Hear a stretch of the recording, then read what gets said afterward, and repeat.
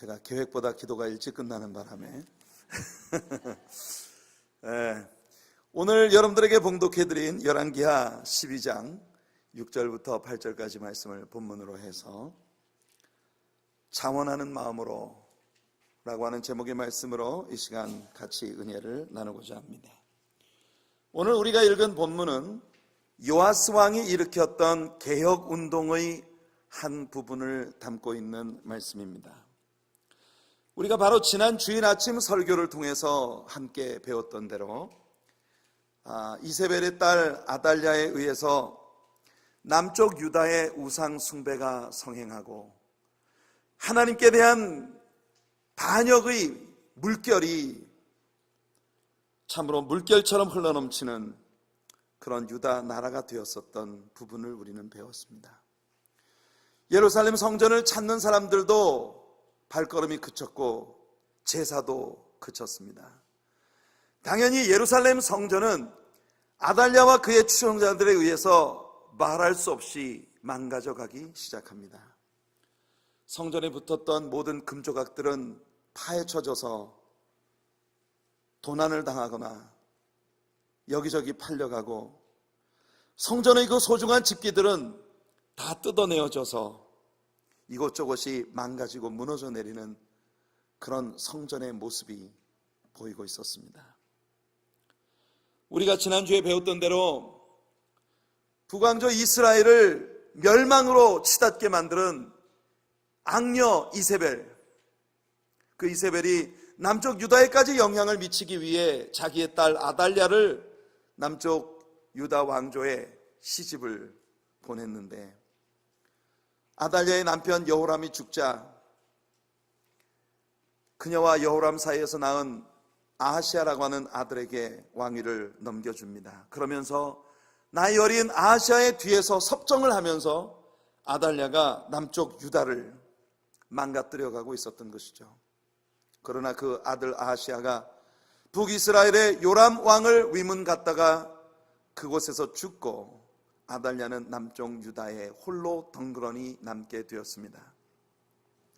그녀는 자기 아들이 죽은 후에도 자신의 손에 쥐어진 권력을 끝까지 유지하기 위하여 남쪽 유다의 왕족들 가운데 다윗의 후손들 왕자들을 찾아내어 모조리 학살을 하는 끔찍한 일을 시작한 것입니다. 그때 1살짜리 다윗 왕의 왕통 요아스를 그의 고모 여호셰바와 그녀의 남편이었던 제사장 여호야다가 몰래 빼돌려서 7년 동안 이 아이를 기르고 이 아이가 7살이 될 때에 그를 유다의 왕으로 세우며 드디어 혁명을 주도하고 일어나게 되어 악녀 아달랴가 죽임을 당하고 그리고 남쪽 유다에 다시금 요아스가 통치를 하며 다윗 왕조로 하나님의 언약이 실현되어지는 그런 놀라운 역사의 회복이 일어나게 된 장면까지 우리가 지난 주일 아침 설교를 통해 함께 다루었습니다. 성도 여러분, 아달랴가 죽고 난 후에 제사장 여호야다와 요아스의 고모였던 여호셰바는 나이 어린 요아스 왕의 뒤에서 그를 가르치며 선한 왕으로서 훌륭한 통치를 하도록 하나님의 은혜로 그를 도왔습니다. 바로 이와 같은 상황에서 여호야다는 유다 백성들이 모두 하나님께로 돌아와 하나님과의 깨어진 언약들을 다시 세우고 언약을 갱신하며 하나님의 언약 백성으로 회복되게 만드는 그런 일을 했었던 것을 우리가 배웠죠. 모든 백성들이 하나님 백성 되기까지, 이 세상 모든 민족이 주님의 백성으로 돌아오기까지 쉬지 않으시는 하나님의 사랑의 마음과 쉴 수 없는 예수 그리스도의 뜨거운 열정의 마음을 가졌던 바로 이 여호야다와 여호셰바 부부의 모습을 우리는 지난주에 배웠습니다. 성도 여러분, 이 여호야다의 지도 아래에서 어린 왕 요아스는 성전의 퇴락한 부분을 고치는 일을 시작합니다. 아달랴 때 완전히 망가져버렸던 성전, 여기저기 거미줄이 쳐지고 이곳저곳이 무너져 내리고 그리고 밤낮으로 아무 때나 모든 사람들이 드나들 수 있었던 하나님의 경건하고 거룩한 성전이 그렇게 많은 사람들에 의해 짓밟히고 있었던 이런 환경을 더 이상 좌시할 수 없어서 성전을 회복시키기 위한 운동이 시작된 것입니다. 성전 제사가 그치고 성전을 찾는 사람들의 발걸음이 그쳐지면서 완전히 망가져 버렸던 이 성전에 다시 사람들이 몰려들기 시작합니다. 성전은 사람들로 채워지고 다시금 끊어졌던 예배와 제사가 시행되어지며 하나님의 말씀이 선포되고 하나님 말씀을 배우는 그와 같은 영적인 부흥운동이 일어나면서 자연스럽게 사람들의 관심은 성전의 회복을 향하여 쏠려지게 된 것입니다. 열왕기하 12장과 역대하 24장은 주로 이 점에 포인트를 두고 있습니다. 요아스는 제사장들에게 백성들로부터 헌금을 거두어 들여서 성전의 퇴락한 부분이 눈에 띄는 대로 그것을 수리하도록 그들에게 어토리티를 주었습니다. 왕으로부터 정치적인 조서에 의한 권세를 부여받은 제사장들은 누구든지 자신이 알고 있는 사람에게 성전을 복구하기 위해 돈을 내라고 말할 수 있는 그런 권리를 얻은 것이고, 그 권리에 따라 제사장들은 사람들로부터 은금을 거두어 들여서 성전이 무너진 곳이 눈에 띌 때마다 그곳을 수리할 수 있도록 장치가 마련되어졌다는 것이에요. 성도 여러분, 여러분들의 신앙과 여러분들이 섬기는 교회 사이에는 어떤 관계가 있습니까? 하나님의 사랑교회라고 하는 이 교회, 이 physical sanctuary, 우리가 하나님을 예배하는 눈에 볼 수 있는 이 물리적인 이 성전은 여러분들의 신앙생활과 어떤 연관을 가지고 있나요?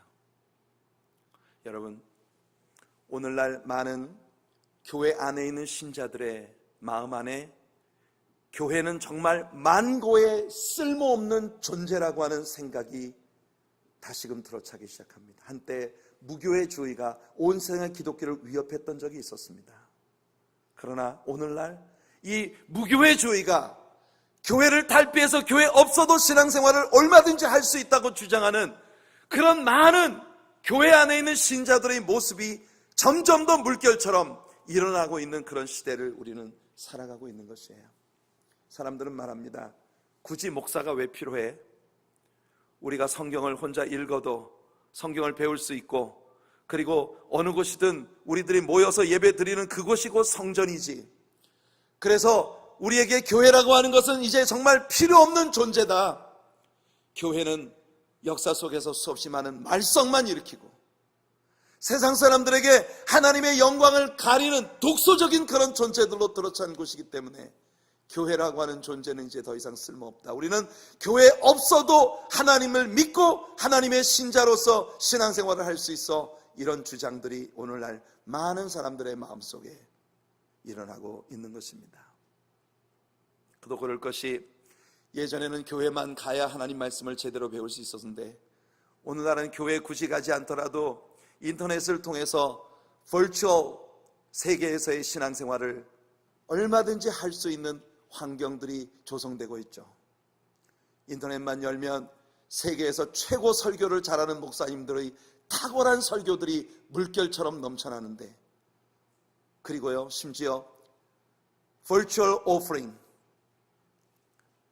인터넷상을 통해서 온라인으로 가상 헌금을 보낼 수 있는 그런 시대가 왔습니다. 사람들은 교회라고 하는 존재가 우리들의 신앙생활에 무슨 쓸모가 있나? 그래서 여러분, 오늘 교회를 다니는 사람들 안에서도 사실은 교회에 대한 애정이 식어지고 교회에 대해서 많은 관심이 사라져버린 그런 모습을 볼 수 있는 것입니다.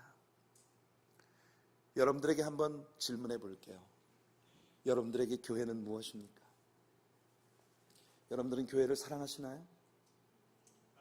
교회를 향한 여러분들의 사랑은 얼마나 진정하고 시리어스한 것인가요? 교회 없으면 죽을 것 같은 그런 사랑이 여러분의 마음속에 남아있는지 저는 오늘 여러분 스스로에게 물어보시도록 권하고 싶습니다. 오늘 제 질문이 너무나 도전적이어서 당황스러우실지도 모르겠습니다. 그러나 여러분 한번 진정으로 하나님의 임재 앞에서 여러분에게 묻고 답해 보십시오. 이 교회는 여러분에게 무엇입니까? 성경이 교회라는 존재에 대해 뭐라고 이야기하는지에 대해 여러분에게 말씀드릴게요. 사람이 무엇이라 하든, 세상의 문화가 어떤 방향으로 흘러가든, 세상 유행과 풍조가 어떤 식으로 변해가든 성경의 가르침은 단호하고 명확합니다. 성경은 교회라고 하는 존재가 예수님께서 이 땅에서 유일하게 내 것이라고 선포하신 소중한 존재라는 걸 이야기하고 있습니다. 마태복음 16장에서 베드로가 주는 그리스도시요 살아계신 하나님의 아들이시니다라고 고백을 했을 때 예수님은 베드로를 축복하시면서 너는 베드로라, 내가 이 반석 위에 내 교회를 세우리니 I will establish my church. 예수님은 그렇게 선포하셨습니다. My church. 예수님은 이 지구상에 거하시는 동안 그 무엇도 내 것이라고 주장하지 않으셨습니다.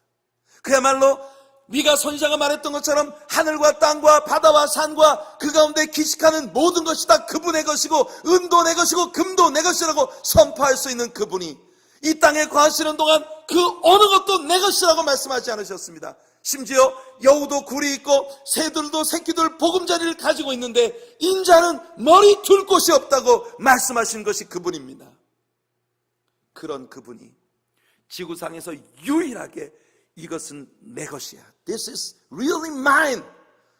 우리 주님께서 문자적으로 내 것이라고 선포하신 유일한 것이 교회입니다. 적어도 사람들은 교회를 무시하고 사람들은 교회를 경시하고 사람들은 교회를 멸시할지 몰라도 이 교회의 주인 되신 예수님은 오늘도 이 교회를 위해 당신의 모든 것을 쏟으시는, 교회를 향하여 식지 않는 심장을 가진 뜨거우신 사랑을 가진 주님이십니다.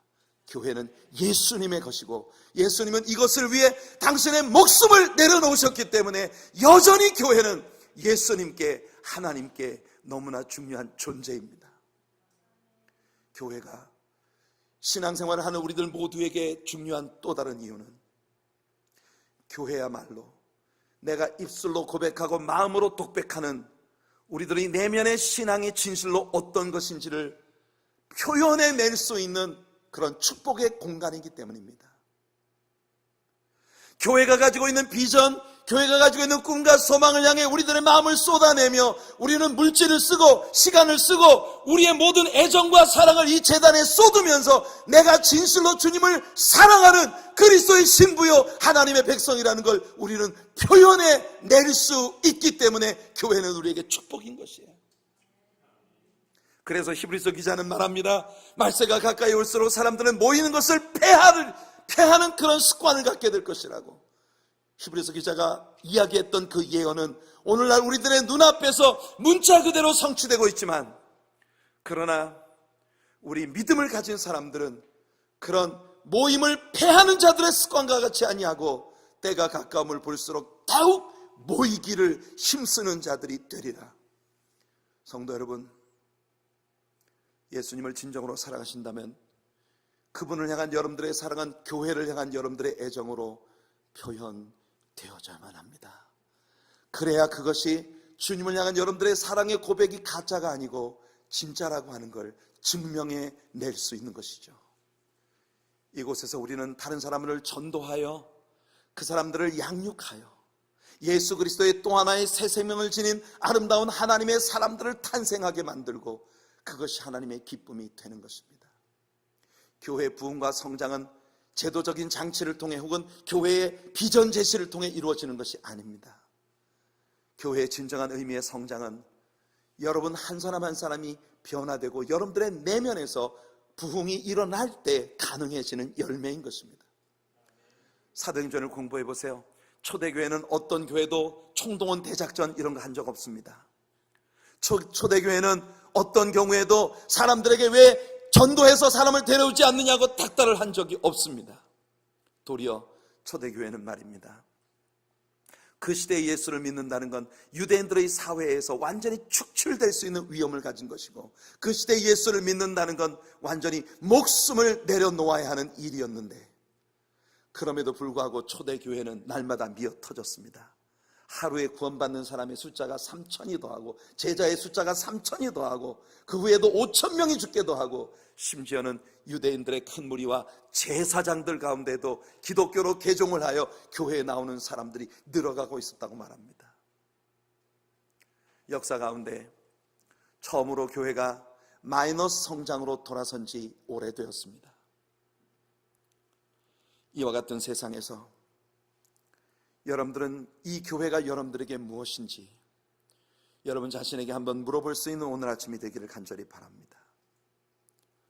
성경에 나타난 모든 부흥운동은 언제나 성전에 대한 열정과 사랑으로 귀결되었습니다. 요아스는 제사장들에게 성전을 회복해라, 성전을 재건해라, 성전을 복구해라, 교회를 다시 세워라, 이런 명령을 내리면서 흥미로운 명령을 준 것입니다. 열왕기하 12장 5절 말씀을 우리 한번 자세히 보죠. 요아스 왕이 제사장들에게 내린 조서의 내용입니다. 제사장들이 각각 아는 자에게서 받아들여 성전의 어느 곳이든지 파손된 것을 보거든 그것으로 수리하라 하였으나. 여러분, 제사장들에게 왕은 어토리티를 주었어요. 성전에 무너진 부분이 보이거든 그 무너진 부분을 다시 재건할 수 있기 위해, 수리할 수 있기 위해 그들이 알고 있는 사람들에게서 돈을 받아들일 수 있도록 어토리티를 주었다는 겁니다. 여기 아는 자, 아는 자라고 하는 말이 히브리어 원어의 마카르인데요, 이 마카르라고 하는 이 히브리어가 킹 제임스 버전에서는 acquaintance라고 번역이 되어 있습니다. acquaintance라고 하는 이 말은 친척, 문자 그대로 아는 사람, 지인입니다. 지인, 내가 면식을 가지고 있는 아는 사람. 뉴 킹 제임스 버전에서는 이 구절을 constituency라고 하는 흥미로운 단어로 번역을 했습니다. constituency라고 하는 이 단어는 어디에 쓰는 말이냐 하면은 정치하는 사람들에게 자신의 선거구의 구민들을 일컫는 용어로 쓰여집니다. 그러니까 유권자입니다. 유권자, 내 선거구의 유권자. 이 말이 교회의 성직자들에게 쓰여질 때는 자신이 담당하고 있는 교구에 속한 성도들을 지칭하는 용어로도 쓰여지는 거예요. constituency.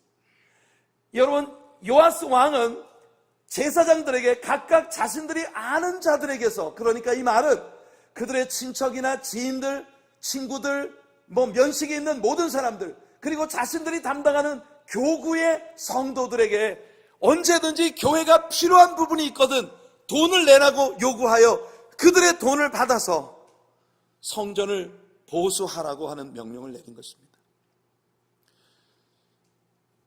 여러분, 저는 목사입니다. 제가 생각할 때 오늘날 법적으로, 정치적으로 이런 제도가 마련된다면 굉장히 좋을 것 같아요. 목사에게 성도님들, 내가 섬기는 모든 성도님들에게 찾아가서 이 교회가 뭘 좀 해야 되겠는데 돈 좀 내세요, 이렇게 말할 수 있는, 이게 정치적으로 백업되어지는 어토리티가 제게 주어진다면, 우상미 집사님,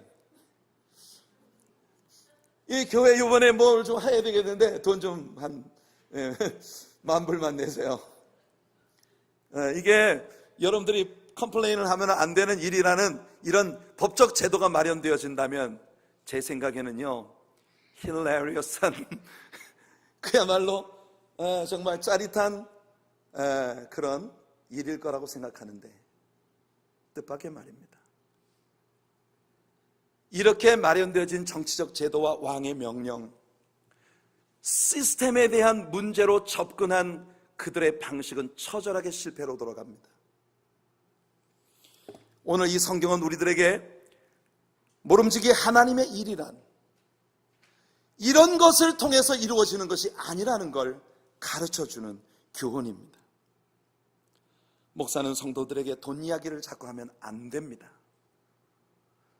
목사들이 성도들의 돈을 가지고 일을 하려고 해서는 안 되고, 제도적인 시스템적인 이런 문제로 이 일에 접근해서는 안 돼요. 제사장들은 성도들에게 은혜를 끼치는 데 주력해야 합니다. 목사들은 성도들에게 은혜를 끼치는 데 주력하고, 중요한 것은 성도들이 은혜를 받고 하나님에 대한 사랑이 뜨거운 열정으로 마음에 솟구쳐 오를 때 자원하는 심령으로 하나님 앞에 드려지는 것들이 교회의 꿈과 비전들을 이루는 자원들이 되어야 한다는 것이죠. 요아스 왕과 그 시대의 제사장들은 이 어려운 레슨을 오랜 시간에 걸쳐서 받은 것입니다. 요아스 왕의 이 명령의 결과는 그리 심통치 않았습니다. 아무래도 제사장들이 돈을 거두어 드리는 데는 저처럼 젬병이었던 모양입니다. 그래서 지인들에게 가서 돈 좀 내라고 말하는 것도 어렵고, 그렇게 접근되어지는 방식으로는 사람들의 마음이 교회를 향해 쏟아지지 않았기 때문에, 그래서 오랜 세월이 지났습니다. 얼마나 오랜 세월이 지났는지는 잘 모르겠어요. 오늘 본문 6절을 보니 요아스 통치 23년이 되도록 성전의 보수가 제대로 이루어지지 않았다고 말합니다. 문제는 요아스 왕의 통치 몇 년에 제사장들에게, 성도들에게 돈을 받아낼 수 있는 어토리티를 주고 성전을 재건하라고 명령이 내려졌는지가 알 수가 없기 때문에 이게 몇 년 후에 이루어진 일인지 알 수가 없습니다. 그러나 성경의 뉘앙스로 볼 때 상당 기간 동안 왕이 기다렸지만 성전의 재건이 지지부진했다는 것을 우리들에게 보여주고 있는 것입니다. 요아스는 답답했습니다. 그래서 요아스는 이 일에 대한 다른 계획을 세우기 시작합니다. 그 계획이 뭡니까?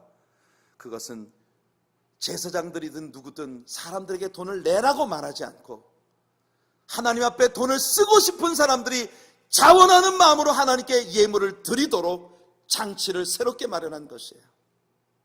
본문 7절을 볼까요? 본문 7절을 보면 이런 말이 나옵니다. 요아스 왕이 대제사장 여호야다와 제사장들을 불러 이르되 너희가 어찌하여 성전 파손한 데를 수리하지 아니하였느냐? 이제부터는 너희가 아는 사람에게서 은을 받지 말고 그들이 성전의 파손한 데를 위하여 드리게 하라. 돈을 받지 말고 돈을 드리게 하라. 교회의 헌금은 누가 받는 것이 아니라 성도들이 드리는 일입니다. 이 명령에 따라 여호야다는 하나의 큼지막한 헌금함을 마련했습니다. 나무 상자를 만들고 위에 구멍을 뚫어서 그 헌금함을 문 앞에 가져다 둔 겁니다. 성전 문 앞에. 성도들이 오고 가며 하나님을 사랑하는 열정으로 하나님의 나라가 이루어지기 위해, 성전이 재건되기 위해 하나님 앞에 쓰임받기 원하는 사람들이 자원하는 마음으로 그 헌금함에 물질을 드리기 시작했고, 제사장은 더 이상 성전 파손된 것을 수리하는 일에 마음을 쓰지 않았습니다. 성전을 관리하는 사람을 따로 세워서 제사장들은 다만 헌금함에 돈이 꽉 찬 것을 보면 그것을 가지고 가서 성전을 수리하는 사람에게 이것을 주어 그가 목수를 고용하고 컨트랙터를 고용해서 그래서 성전에 파손된 데를 수리하는 일을 시작한 것입니다. 놀랍게도 제사장들에게 돈을 걷어낼 수 있는 어토리티가 주어졌던 때보다도 성도들이 자원하는 마음으로 하나님께 올려드리는 일을 통해 성전의 일이 이루어지도록 한 이 장치가 마련된 후 하나님의 일은 더 아름답게, 더 빠르게, 더 활발하게 역사가 이루어졌다는 것입니다. 이 성경이 우리들에게 가르쳐주는 건 뭘까요? 그래서 8절을 보니까, 오늘 본문 8절에 보니 제사장들이 다시는 백성에게 은을 받지도 아니하고 성전 파손한 것을 수리하지도 아니하기로 동의하니라. 제사장들은 이 관계에 대해서 손을 떼고 이 일을 위해 세워진 분들이 이 일을 하고, 제사장들은 오직 하나님을 예배하는 일과 말씀을 가르치는 일에 전무할 수 있게 되었다는 거예요. 사도행전에 나오는 초대교회의 모습을 우리들에게 연상시켜주는 그런 영적인 새로운 운동이 일어나기 시작한 것입니다. 성도 여러분, 이것이 오늘 우리가 읽은 본문의 내용입니다. 하나님을 사랑하면 성전을 사랑할 수밖에 없고, 진정으로 하나님을 사랑하는 사람은 성전을 늘 흠모할 수밖에 없습니다. 다윗의 삶이 그런 것이었죠. 자신은 백향목 궁궐에 거하면서 하나님의 성전은 거적대기를 걸쳐두고 찬바람이 스며드는 것을 견딜 수 없었던 하나님을 향한 사랑의 열정, 그것이 그 사람으로 하여금 하나님께 거절을 당했지만 그것을 수모로 여기지 아니하시고 당연히 하나님은 하나님이 원하시는 자를 들어 쓰실 수 있다는 이 믿음을 가지고 내가 아니어도 그 사람이 이 일을 완성할 수 있기 위해 성전에 관련된 모든 일들을 헌신할 수 있었던 다윗의 생애를 우리는 배웠습니다. 오늘 우리 하나님의 사랑교회에 있는 성도님들 모두가 다 다윗과 같이 하나님의 집을 사모하는 열정이 일어나는, 불같이 일어나는 그런 성도님들의 삶이 되기를 예수님의 이름으로 축원해 드립니다. 그것이 하나님을 기쁘시게 하고 여러분들의 삶에도 큰 복이 될 것입니다. 저는 오늘의 본문을 우리들에게 적용시켜 보고 싶습니다. 이 본문이 우리에게 주는 교훈은 자명하다고 생각합니다. 성도 여러분, 오늘 이 말씀을 우리들에게 적용시키기 위하여 오늘 아침 제가 가슴 아픈 이야기를 좀 하겠습니다. 우리 교회는 우상숭배의 죄악에 빠진 유다처럼 우상숭배에 빠진 사람들은 아니었지만 오랫동안 이세벨과 아달랴의 공격을 받아온 유다처럼 많은 상처와 아픔을 알아온 그런 교회였음에 틀림이 없습니다. 우리는 창립 시 13주년을 코앞에 두고 있습니다. 이미 8월의 마지막 주일을 우리가 맞이하고 있고 9월 한 달이 지나면 10월 둘째 주는 우리 교회 창립 제13주년을 맞이하는 주일입니다. 13년 전 펠리세이드 교회로부터 분립되어 이곳에 나와 하나님이 축복하신 이 아름다운 성전 위에서 큰 꿈과 비전을 가지고 교회를 세운 지 13년 지나오면서 성도 여러분, 오늘 우리들의 형편은 말입니다. 어떤 연유에서든 우리는 지난 13년 동안 많은 것을 계속 상실하는 아픔의 시간들을 보내왔습니다. 우리가 사랑하며 형제를 함께 나누었던 많은 형제들이 우리 곁에서 떠나가는 그들의 뒷모습을 보며 말할 수 없이 가슴 찢으며 아파했던 상처의 흔적들이 깊숙이 우리들에게 남아있고, 너무 오랜 시간 동안 많은 것을 잃어버려 이제는 우리가 다시는 아무것도 할 수 없을지도 모른다는 좌절감과 패배의식이 어느 만큼 우리들의 삶의 일부가 되어버린 오늘,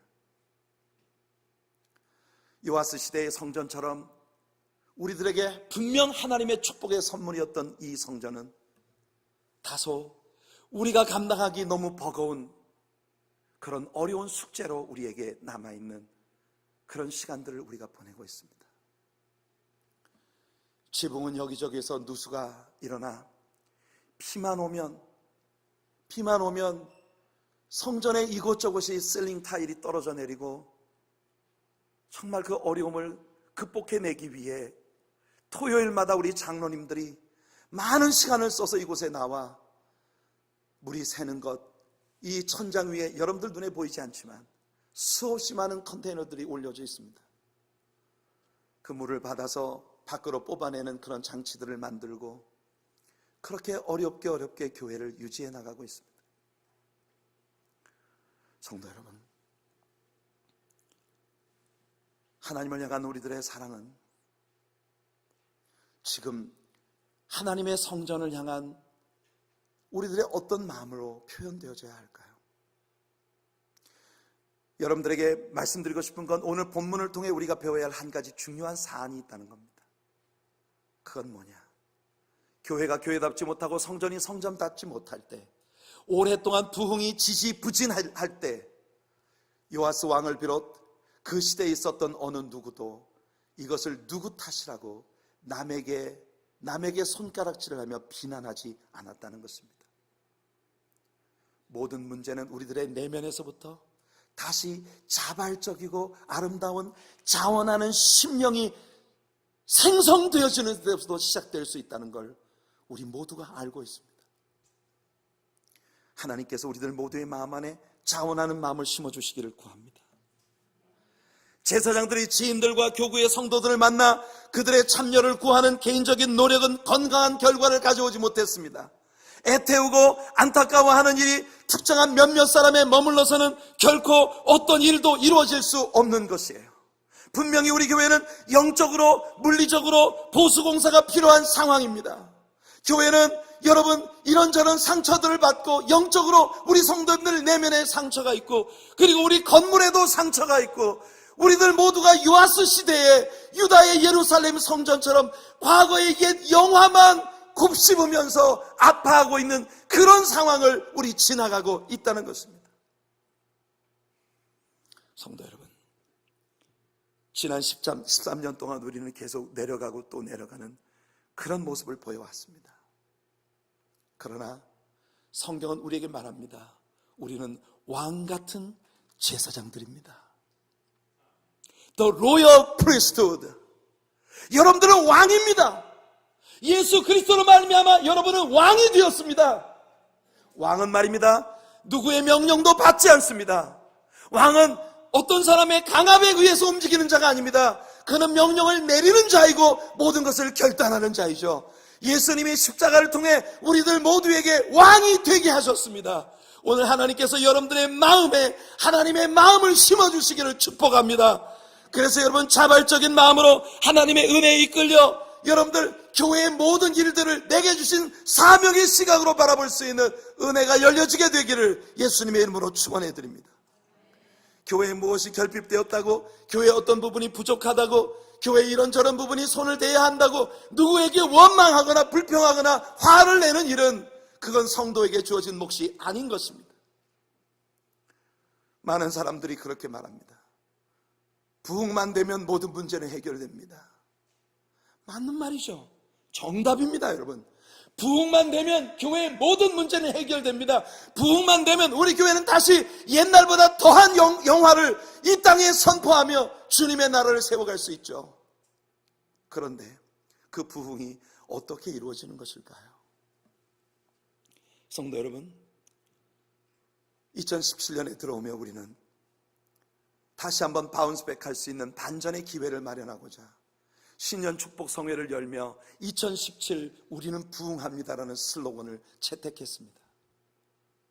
2017 우리는 부흥합니다. 그리고 2017년이 거의 가을철에 다가가고 있는 이 시점에 여러분, 우리는 부흥해야 한다는 간절한 열망, 부흥만 되면 선교도 할 수 있고 뭐도 할 수 있고 우리 하고 싶은 거 다 하고 주님의 비전을 이룰 수 있다는 모두가 공통적으로 다 알고 있는 정답을 가지고 있는데, 교회 부흥은 누구를 통해 이루어지는 것일까요? 교회 부흥이 안 되는 건 목사만의 탓인가? 교회 부흥이 안 되는 건 교회의 몇몇 장로님들 탓인가? 성도 여러분, 정치적 제도적 변화, 이것이 어떤 영적인 좋은 열매도 가져오지 못했다는 걸 성경은 우리에게 가르쳐 줍니다. 부흥과 생명의 역사는 그런 방법으로 다가오는 게 아닙니다.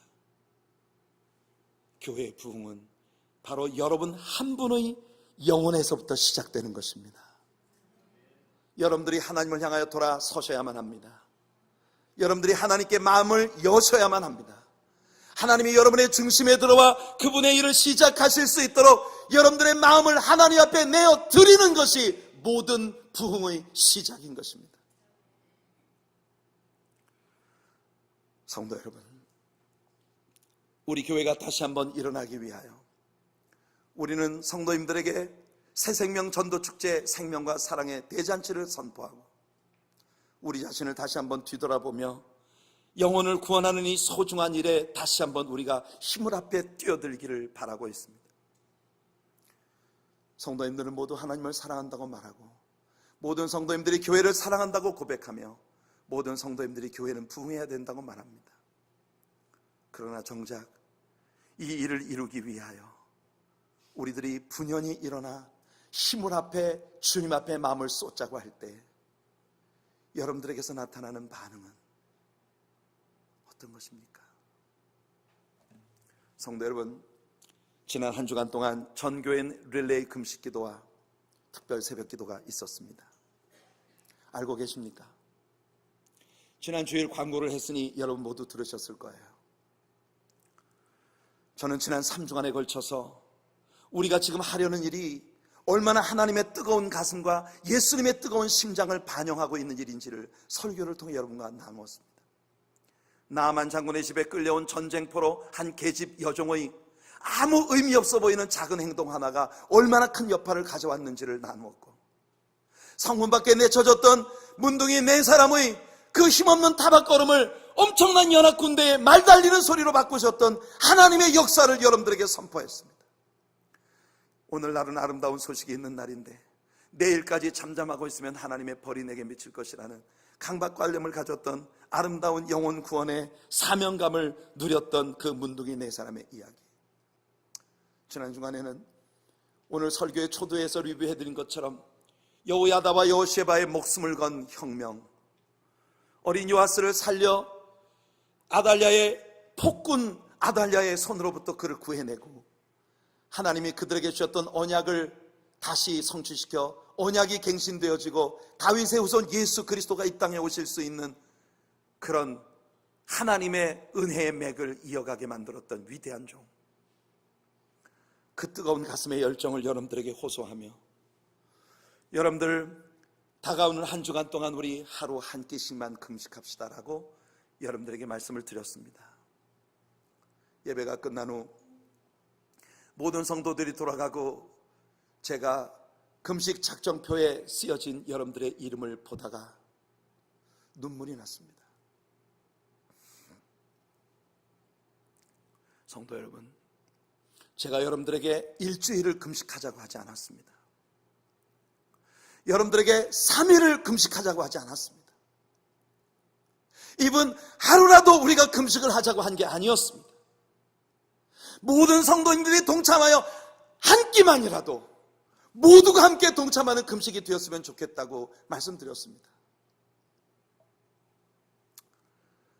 여러분, 너무나 많은 분들이 아직도 우리 교회가 행하고 있는 이 일에 대해 가슴이 달아오르지 않았다는 사실을 보며 많이 슬프고 많이 눈물이 났습니다.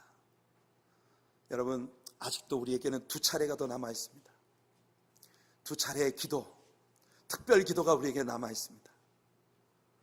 성도 여러분, 우리 자원하는 마음으로 마음을 합합시다.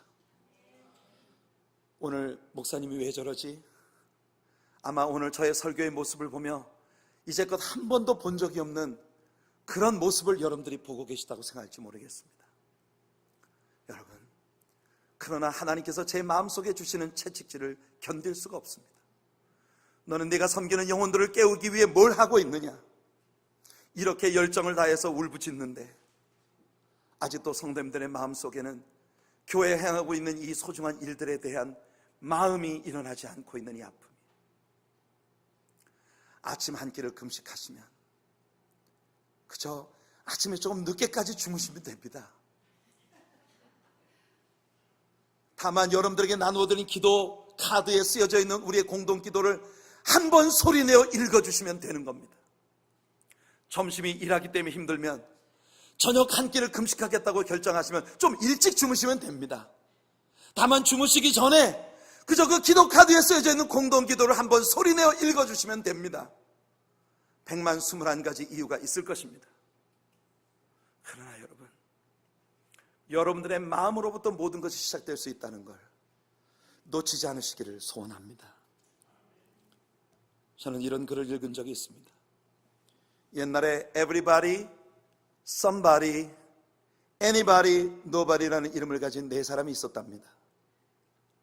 이 4사람의 커뮤니티에 중요한 이슈가 생겨서 이 4명이 모여서 회의를 합니다. everybody가 이 일을 하도록 요청되었습니다. 그런데 everybody는 somebody가 이것을 할 거라고 생각했습니다. 왜냐하면 그 일은 anybody라도 할 수 있는 일이었기 때문에. 하지만 nobody도 이 일을 하지 않았습니다.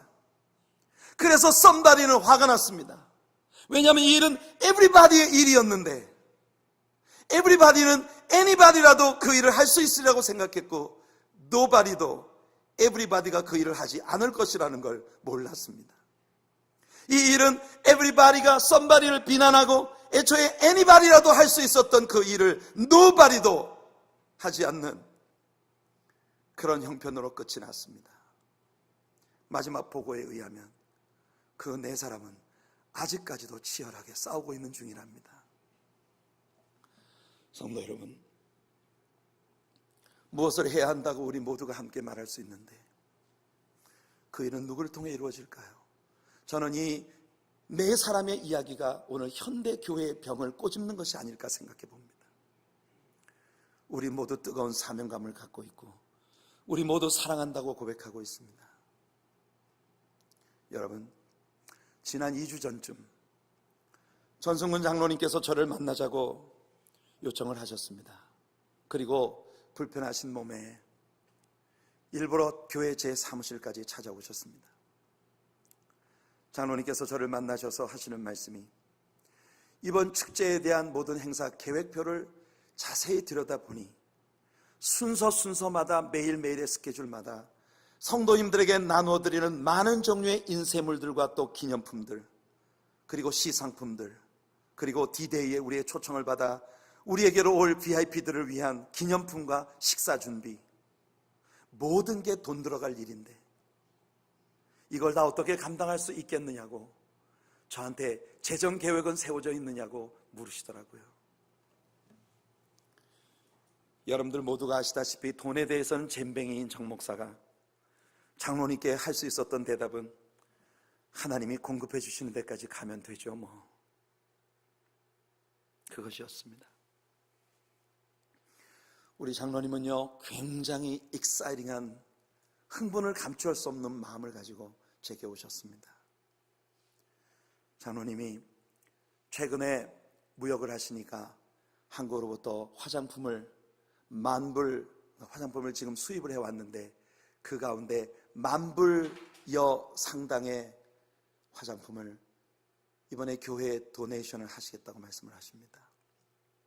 우선 행사의 시상품이나 VIP로 초청된 분들을 위한 선물로도 사용하고, 우리 성도님들의 마음이 동한다면 교회에서 바자라도 열어서 우리 성도님들이 필요한 부분들을 구입하고 이것의 수익금으로 이번 행사를 성공적으로 치루어내고, 혹시 장로님의 이와 같은 아름다운 마음이 성도님들에게 감동이 되어 너나 할 것 없이 나도 조금씩 동참할 수 있다면 우리 교회가 하나님께서 우리에게 보내주실 새 생명들을 위한, 양육을 위한 그런 비용으로 사용할 수도 있을 것이고, 이분 성전에 이곳저곳 새는 지붕을 수리하는 일이라든지 이런 것까지 해낼 수 있지 않을까.